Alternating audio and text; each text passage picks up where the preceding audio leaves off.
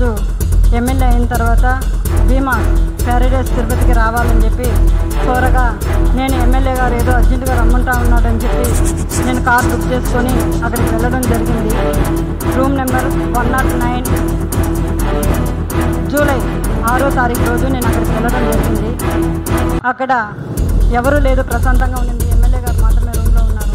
నేను వెంటనే రూమ్లోకి వెళ్ళడం నా పైన బలాత్కారానికి పాల్పడిన తర్వాత నేను అక్కడికి లొంగిపోవడం జరిగింది.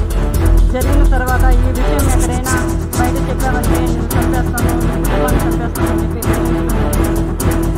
అందువల్ల నేను ఎవరికి చెప్పుకోకుండా నేను సైలెంట్గా ఉండిపోయాను. మళ్ళీ ఇంకొకసారి ఫోన్ చేసి నువ్వు నాకు రాలేదంటే నేను మళ్ళీ నీ కుటుంబాన్ని, నీ భర్తని చంపేస్తానని చెప్పి నన్ను బెదిరించడం జరిగింది. బెదిరించడం ద్వారా నేను మళ్ళీ అక్కడికి భీమా ప్యారడైస్కి వెళ్ళడం జరిగింది. వెళ్ళిన తర్వాత నేను పూర్తిగా ఆయన్ని అవాయిడ్ చేస్తూ వచ్చాను. నేను అవాయిడ్ చేస్తానని తెలుసుకున్న అతను నాకు పదే సైకోలాగా నిమిషానికి ఒకసారి ఫోన్ చేయడం జరిగింది.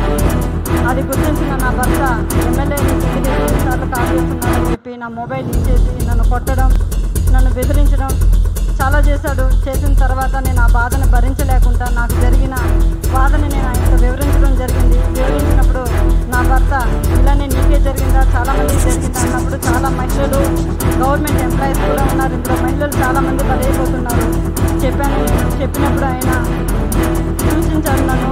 చాలామంది మహిళల్ని కాపాడుకొని మనం బ్రతకాలి, మనం కాపాడుకోవాలని చెప్పి ఆయన నాకు ఒక పెన్ కెమెరాని అరేంజ్ చేసి ఇవ్వడం జరిగింది.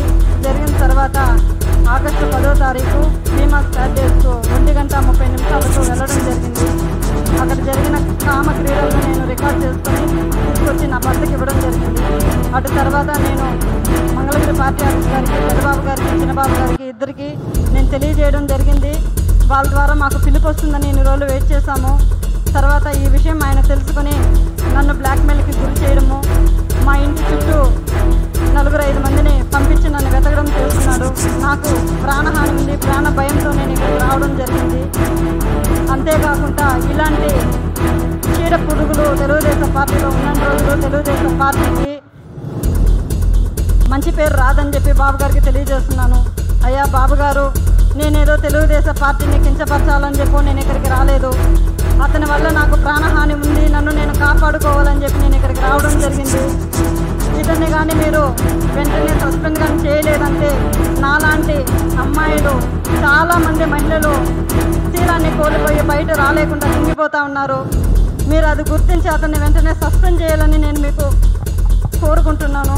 అంతేకాక మీరు కానీ సస్పెండ్ చేయలేదు, నేను, నా భర్త, నా పిల్లలు ఆత్మహత్య చేసుకొని చనిపోతాము మంగళగిరి పార్టీ ఆఫీస్ ఎదురుగా అని చెప్పి నేను మిమ్మల్ని కోరుకుంటున్నాను.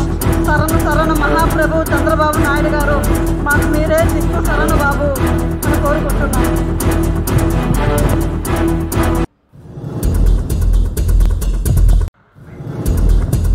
చెప్పండి సార్.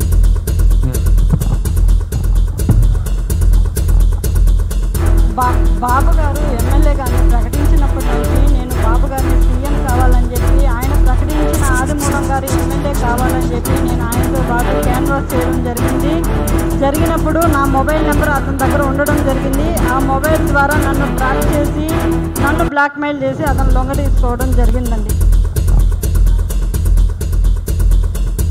నువ్వు కానీ నా దగ్గరికి రాలేదంటే మీ హస్బెండ్, నీ పిల్లలు ఇద్దరిని నేను చంపేస్తానని చెప్పి నన్ను బ్లాక్మెయిల్ చేసేవాడండి. నీకు విలేజ్ పరంగా కానీ నీ మండల పరంగా కానీ ఎటువంటి లబ్ధులు కూడా నీకు చేరనివ్వనని చెప్పి నాకు బెదిరింపులు మొదలయ్యాయి.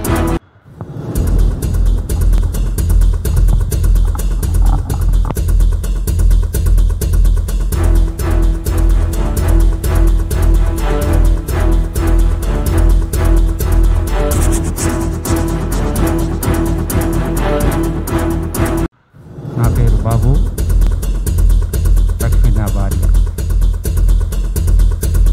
గత 2 నెలలుగా ఈ ప్రవర్తన అదో రకంగా ఉండేది. కుటుంబంలో కొన్ని విషయాలు తెలుస్తూ ఉంటాయి.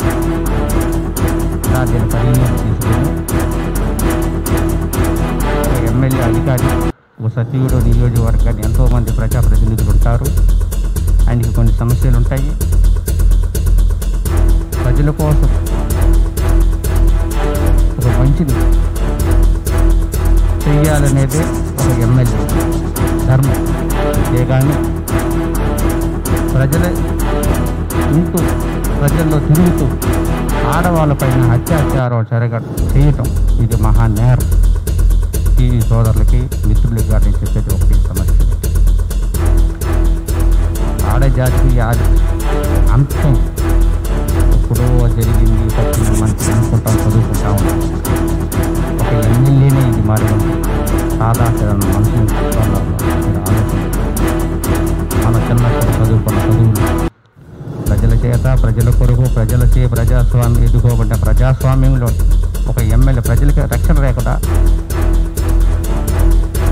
ఇలాంటి ఆడవాళ్ళని అత్యాచారం చేసి బంధించి వాళ్ళు బెదిరించి రామగోళ పాల్పడే ఎమ్మెల్యే సత్యంగా శిక్షించాలని ముఖ్యంగా నేను చెప్పేదంటే మా సత్యుడు లేదు ప్రజలకు నేను చెప్పేది ఒకటే. మన ఇంట్లో ఒక ఫంక్షన్ ఉంది, నా కూతురు పెళ్ళి ఉంది, మా అక్క శుభకార్యం ఉంది, నాకు కొడుకు పుట్టాడు, ఎమ్మెల్యే గారు మీరు రండి ఇల్లు చేయండి అని ఆనందపడిపోవాలి. పోనేటి ఆదిమూలాన్ని వ్యక్తి కామాలు నీ ఇంట్లో ఇల్లు చేసి నీ భార్య మీద చెయ్యేస్తాడో, నీ కళ్ళ మీద, నీ అమ్మ మీద కన్నేస్తాడో, నీ కూతురు మీద చెయ్యేస్తాడు. ఇటువంటి కామాలని అరికట్టాలని బాబుగారిని విజ్ఞప్తి. అంతేకాకుండా కోనేటి ఆదిమూలతో మా కుటుంబానికి ప్రాణహాని ఉంది. ఈ ప్రాణహాని నన్ను రక్షించాలని బాబు గారు కోరుకుంటూ